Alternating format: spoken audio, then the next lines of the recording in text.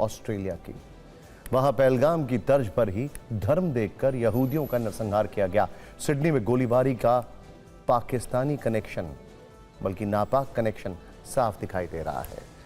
आज फिक्र की शुरुआत हम एक ऐसी खबर से कर रहे हैं जिसमें एक बार फिर से धर्म देखकर मारने की तस्वीरें पूरी दुनिया ने देखी हैं। सबसे बड़ा सवाल तो यह है कि दुनिया भर में आतंकी का नापाक कनेक्शन बार बार क्यों दिखाई दे रहा है। ऑस्ट्रेलिया के बॉन्डी बीच पर हनुक्का फेस्टिवल मनाया जा रहा था। हजारों यहूदियों पर फायरिंग की गई। ध्यान से देखिए, विजुअल देखिए जरा, और किस तरीके से गन चलाई जा रही है, इसकी डिटेलिंग हम आपको करने वाले हैं। निहत्थे लोगों को चुन चुन के टारगेट किया गया, एलिवेशन पॉइंट लिया गया, एक हाइट से गोलियां चलाई गई। एक बाप बेटे ने मिलकर ऑटोमेटिक हथियारों से ताबड़तोड़ फायरिंग की।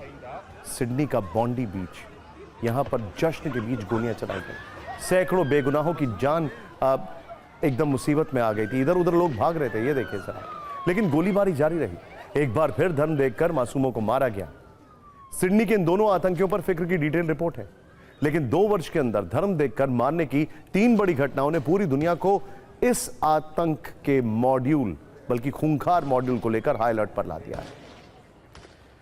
देखिए, 7 अक्टूबर 2023 को इजराइल में हमास के आतंकियों ने हमला किया। इसके पीछे थी यहूदियों से नफरत। हमास ने 1200 बेगुनाहों को मौत के घाट उतार डाला।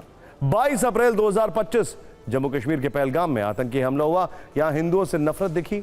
पाकिस्तान से आए आतंकियों ने घूमने पहुंचे सैलानियों से उनका धर्म पूछकर उन्हें गोली मारी। इस हमले में 26 टूरिस्ट और एक स्थानीय नागरिक की मौत हुई। जबकि सिडनी में हुए आतंकी हमले में भी यहूदियों से नफरत देखने को मिली है। बाप बेटे ने मिलकर अंधाधुंध फायरिंग की। इसमें अब तक 16 लोगों की मौत हो चुकी है। 50 से ज्यादा लोग गंभीर रूप से घायल हैं और अस्पताल में भर्ती हैं। मेरा सवाल बड़ा सिंपल है, ध्यान से सुनिएगा। गाजा से जो हमला किया गया था, इजराइल ने बदला लिया। हमारे यहां जो हमला किया गया था, ऑपरेशन सिंदूर हुआ। ऑस्ट्रेलिया क्या करेगा? ऑस्ट्रेलिया क्या करेगा? सिडनी में हुए शूटआउट से हर कोई सन है, और जब इन आतंकियों का बैकग्राउंड खंगाला गया तो इसका सीधा कनेक्शन पाकिस्तान से देखने को मिला है। आप जानते हैं इन लोगों ने क्या किया था? ये रहते कहीं और हैं, लेकिन सिर्फ इस फायरिंग के लिए इन्होंने इस बीच के पास एक एयरबीएनबी ले रखा था। वहां पर रह रहे थे, रोज आते थे, रेकी करते थे, और फिर जिस दिन इनको ऑपर्चून टाइम दिखा, उस दिन इन्होंने गोलीबारी शुरू कर दी। देखिए, बड़ी बात यह है कि अमेरिका हो, ब्रिटेन हो, ऑस्ट्रेलिया हो, हर जगह आतंक की फाइल खोली। कहीं ना कहीं पाकिस्तान का एंगल सामने आता ही है। कोई लोन वुल्फ कहता है, कोई मानसिक बीमारी बताता है, लेकिन फिर भी सवाल है, कट्टरपंथ की नर्सरी कहां है? सिडनी शूटआउट के हमलावरों के पाकिस्तान कनेक्शन पर अब एक एक चैप्टर खुलने जा रहा है। इन हमलावरों में पिता का नाम है साजिद अकरम, उम्र 50 वर्ष। बेटे का नाम है नवीद अकरम, उम्र 24 वर्ष।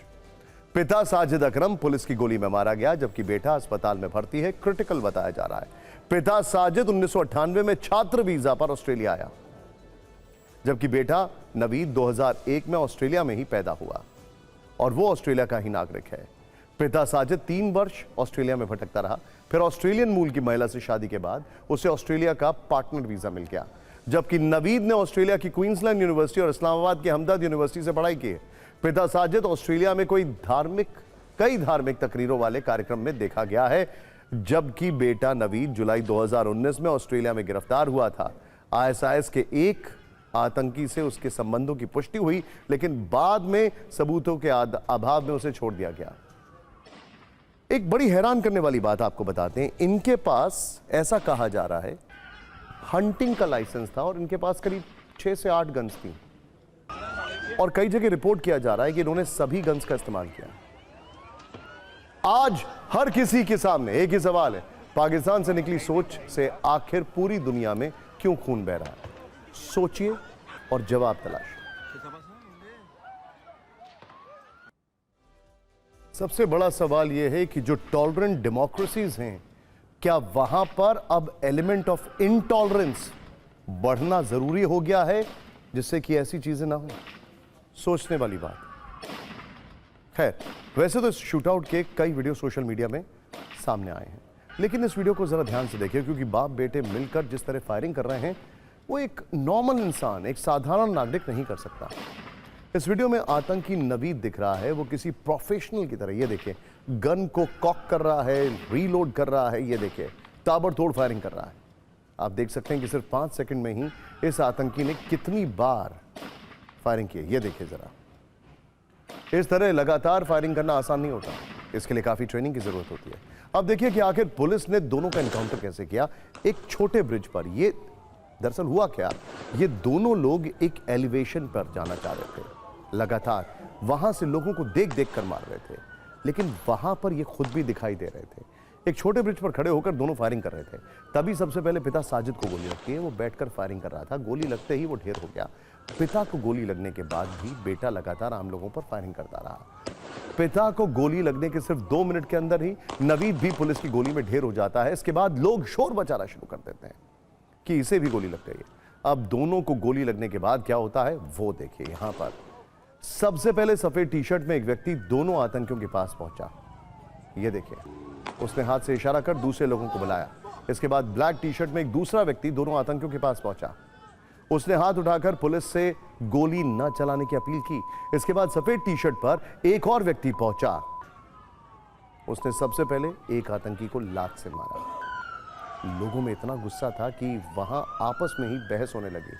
इसके कुछ देर बाद एम्बुलेंस आई और फिर दोनों आतंकियों को साथ ले गई। इस वीडियो को थोड़ा और करीब से देखिए। इस गोलीबारी के बाद एक व्यक्ति इतना गुस्से में था कि उसने शूटआउट की जगह आते ही आतंकी के सिर पर लात मारी। फिर पुलिस ने उसे ऐसा करने से रोका। ये देखिए, विजुअल्स देखिए। इस आतंकी हमले के बाद पुलिस दोनों के घर पहुंचती है। रात में पुलिस ने पहुंचते ही घर के सभी लोगों से हाथ उठाकर बाहर निकलने के लिए कहा। फिर उनसे पूछताछ की गई। खबर है कि आतंकी की मां ने यह मानने से इनकार कर दिया कि उनका बेटा ऐसा कुछ कर भी सकता है। सोचिए जरा। लेकिन इस कहानी का जो अगला ट्विस्ट है उसको जरा ध्यान से देखिए, क्योंकि जहां एक तरफ सिडनी शूटआउट के हमलावरों यानी साजिद और नवीद की बात हो रही है, तो वहीं सिडनी के एक और हीरो की चर्चा पूरी दुनिया में, और इस हीरो का नाम है अहमद। ये देखिए जरा, लुक एट दिस मैन। 44 वर्ष के अहमद ने अपनी जान की परवाह किए बिना किस तरीके से, अगर इसका शुरू से वीडियो प्ले कर पाए हमारी टीम, ये गाड़ियों के बीच में छुप करके, एकदम छुप करके, ये देखिए जरा, गाड़ियों के बीच छुप करके आता है, एकदम से उसके ऊपर पाउंस करता है और पकड़ लेता है गले से। इस दौरान इसको भी चोटें लगती है। जो गोली मारने वाला इंसान है वो पूरी तरीके से डिसबैलेंस होता है, पीछे भागने की कोशिश करता है। ये 2 राउंड फायरिंग भी करता है, इसको गोली चलाना नहीं आता है। अहमद अंधाधुंध फायरिंग कर रहे आतंकी साजिद से निहत्थे बढ़ जाता है। उन्होंने हिम्मत दिखाते हुए पीछे से आतंकी को पकड़ लिया, उसकी बंदूक छीन ली, जिससे कई लोगों को सुरक्षित निकलने का मौका मिल गया। अहमद ने आतंकी साजिद पर फायर किए, उसको काफी दूर तक दौड़ाया, उसके ऊपर कुछ फेंका भी जिससे वह भाग जाए, और इसके बाद वो बंदूक को एक पेड़ पर पीछे रखकर भाग गए, क्योंकि कंफ्यूजन था। पुलिस को कहीं यह ना लगे कि यही असॉल्ट करने वाला है। वहां पर कुछ भी क्लियर नहीं था। यह वीडियो बाद में समझ में आया हुआ क्या है, तो उसने अपने हाथ भी खड़े कर दिया कि देखिए मैं नहीं हूं। अब लोग उन्हें ऑस्ट्रेलिया का नया हीरो कह रहे हैं। अहमद जब आतंकी साजिद से भिड़ने जा रहे थे तब उनके भाई ने उन्हें रोका, लेकिन अहमद ने कहा कि अगर मुझे कुछ हुआ तो परिवार को बता देना कि मैं लोगों की जान बचाते हुए चला गया। अहमद की चर्चा पूरी दुनिया में हो रही है। अमेरिकी राष्ट्रपति डोनाल्ड ट्रंप और इंग्लैंड के पूर्व क्रिकेटर माइकल वॉन, क्योंकि माइकल वॉन वहां पर मौजूद थे, उनको एक रेस्टोरेंट में बाहर से बंद कर दिया गया जब गोलीबारी हुई। माइकल वॉन ने अहमद की जमकर तारीफ की। सोचिए एक इंसान की हिम्मत से कितने लोगों की जिंदगियां बच जाती हैं। लेकिन अब इस तस्वीर को ध्यान से देखिए। बहुत नाराज थे जब ऑस्ट्रेलिया ने रिकॉग्निशन दिया था पैलेस्टीन को। आज नेतन्याहू क्या कह रहे हैं? इस आतंकी घटना के बाद से ही इजराइल के प्रधानमंत्री बेंजामिन नेतन्याहू ने ऑस्ट्रेलिया के प्रधानमंत्री को याद दिलाना शुरू कर दिया है कि इस आतंकी घटना के लिए ऑस्ट्रेलिया की सरकार और उसकी नीतियां जिम्मेदार हैं। नेतन्याहू ने कहा कि उन्होंने 4 महीने पहले ही 17 अगस्त को एंथनी एल्बनीज को लेटर लिखा था। इस लेटर में उन्होंने लिखा था कि ऑस्ट्रेलियाई सरकार के फैसले से यहूदी विरोधी भावनाएं बढ़ रही हैं, लेकिन एल्बनीज ने कुछ नहीं किया। वहीं एल्बनीज ने भी कहा है कि वो अब बंदूक कानूनों को और भी सख्त करेंगे।